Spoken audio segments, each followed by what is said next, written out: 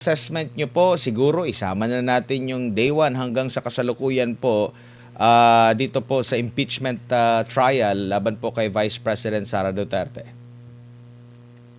Well, from the get-go, sinabi ko na ito na nung naglabas sila ng schedule ang prosecution at nagulat ako na inuna nila yung Article 4. Alam ko na mahina itong kaso nila na ito. Because supposedly, pag maglilinya ka ng paglalabas ng mga articles of impeachment, you're supposed to start with the strongest, going to the weakest. Ang inuna nila agad ito yung grave threats. This is supposed to be the weakest of all their allegations because ang involved dito is question of law. And the only reason I think inuna nila ito is because dito may available witnesses sila na pwedeng ipresenta. Ito yung mga NBI, so madali nila maipuproduce yan. At saka ang dali naman na ipipresenta nila dyan. They will just present the video. The real question there is that an impeachable offense? Because that is a legal question. So dito may problema na agad ang prosecution from the umpisa pa lang, both in legal arguments, also sa optics nito, masama agad ang pauna nila. At hindi nga tayo nagkamali, pero 3 days, isang testigo lang na naipresenta. And basically, pinag-uusapan dyan is, ang gusto lang nilang patunayan is that the video exists. Yun lang ang nais nila. And then, pinag-connect nila, they created their own narrative with the video. May threat daw si Bibi Sara Duterte. And then another video, sinasabi yung gusto niyang putulin yung leeg ni BBM, kinonect nila doon, tumahi sila ng istorya. But people are not being fooled by this. Matatalino na yung mga tao ngayon because of the social media. So I think over the past 3 days, after 9 hours of testimony, 3 days of impeachment trial, the prosecution has achieved very little pagdating sa Article 4 ng kanilang impeachment complaint. So they have a lot of catching up to do, but I don't know exactly how they're gonna do it kasi yung mga testigo nila ipipresenta basically will just be the same, parang paulit-ulit lang ito. I-dribble na lang nila i-dribble ito hanggang makahanap sila ng magandang ebidensya siguro, strategy insofar as Articles 1, 2, and 3 is concerned. So, as of the moment, I think the defense is doing well for Sara Duterte. They are holding the line at I think the prosecution is going nowhere as of after 3 days of hearing.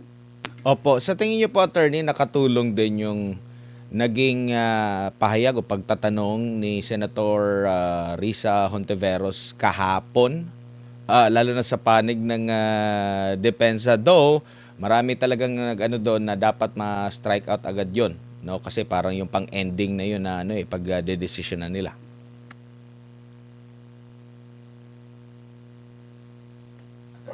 Attorney? Nagja-jammer yata. Opo. Ulitin ko lang po, attorney. Yun pong naging pahayag ni Senadora Risa Hontiveros kahapon. Sa tingin nyo, mas nakatulong yon sa panig ng depensa kasi 'di ba nag-question siya na parang sinabi pa nga niya na walang crime na committed dito. Yes. Kumbaga ito po ba ay hindi nakatulong sa panig ng prosekusyon?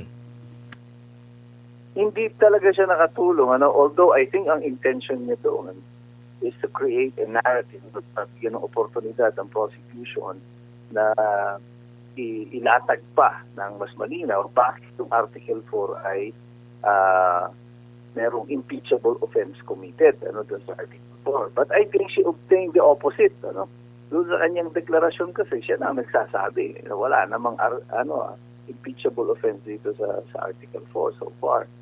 So I don't think siya tumayo para kampihan si DP Sara. Ang intention niya dyan probably is to aid the prosecution. Ang problema lang siguro is she doesn't know how to do it. Hindi niya alam eksakto kung anong gagawin niya. So tumayo siya, nagsalita without even understanding kung ano yung talagang dapat niyang sabihin. So, I think it backfired sa kanila yung ginawa nila. Na-admonish pa siya ng presiding si Chis Escudero.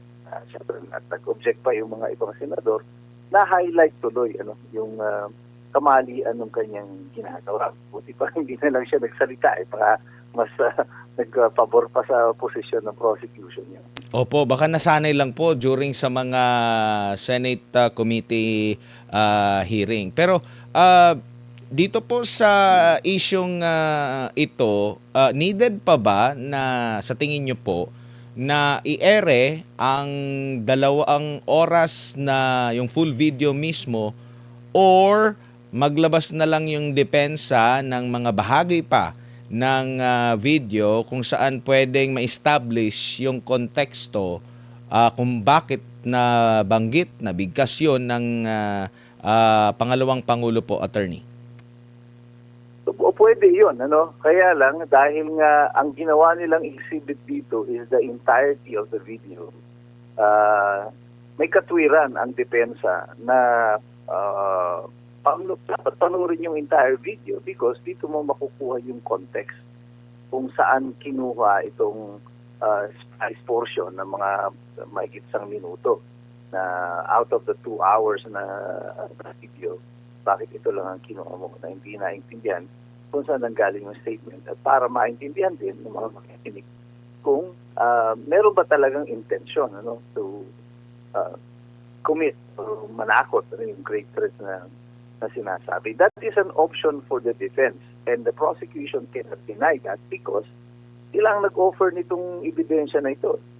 Now, if that will delay, kasi 11 days lang ang sila for the presentation of evidence dito sa prosecution,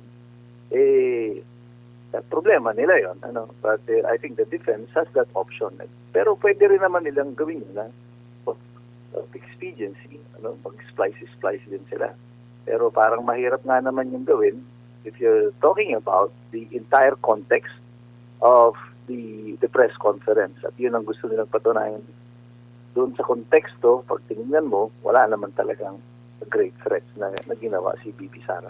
Opo, kasi kumbaga dito naman sumentro yung mga nila pagtatanong at pagkuha na sinasabing nagbanta ang pangalawang Pangulo, might as well i-play na lang yung buo. Less pa yung mga pagtatanong na lang siguro kasi heavily publicized naman yun na attorney yung mismong buong video. Oo nga kasi kaya nga sabi ko, parang alam nyo, useless itong presentation na ito ng video na ginagawa nila. Kasi the only evidence they have so far right now, ang pinapatunayan nila that the video exists. Ilang milyong Pilipino na nakapanood ng video na yan. And many Filipinos probably, they were not offended sa sinabi ni Sara Duterte. Mas marami pa yung humangan. Pinagmumura niya na yung mga gusto magpapatay sa kanya. As in, Marcos, because of what they did to DepEd.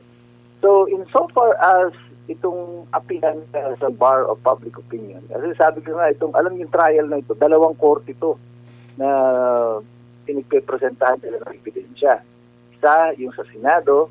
Second is the bar of public opinion.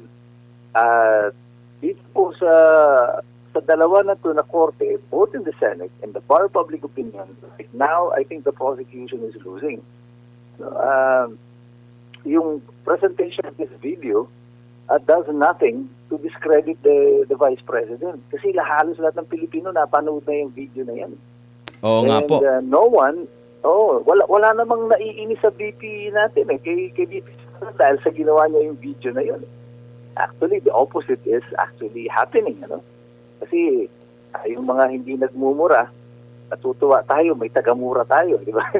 We don't have to do it. Opo, nakakatawa nga po din yung yung naging post ng abogado rin na komedyante na si Attorney Edward Chico. Sabi pa nga niya sa kanyang post 5 hours ago, sabi ni Sara, pag napatay siya, papatay niya si BBM et al. Naisip ko lang naman, ba't sila natakot? Ipapatay ba nila si Sara? Kung hindi naman, di ba ibig sabihin safe sila? Kasi conditional yung naging pahayag. Tama.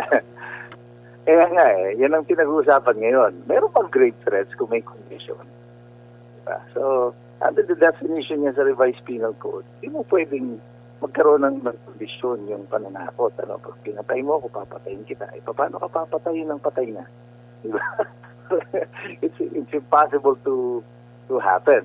So, assuming na may inutusan ng vice presidente, mag-contract siya ng papatay, pag siya ay pinatay din, so what are you going to do to the vice president? Kasi wala namang criminal na conspiracy to commit murder. Merong conspiracy to commit treason, conspiracy to rebellion, conspiracy to commit murder. The murder has to be committed. Dapat, paano ka pa mag-conspire kung ikaw mismo ay patay na? So that's a problem.